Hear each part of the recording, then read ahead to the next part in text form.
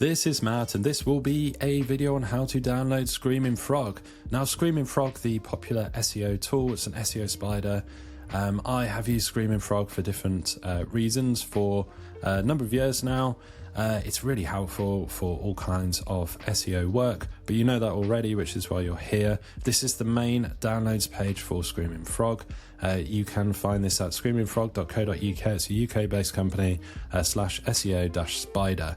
And I will, of course, put that URL as a link in the video description, so you can just click on that link and wind up here. Now, you can check out free versus paid. It's available on Windows, Mac, and Linux.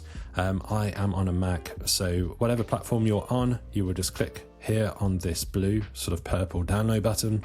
It's correctly identified that I'm on a Mac, so you can get this for Apple Silicon, which is what I have, and also there's an Intel chip version as well.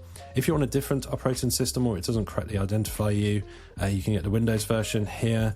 There's also a Linux version as well. So I'll just back out of there, click download again, and I can go back to the Mac OS version. So I'm going to download the Apple Silicon version. I just click there.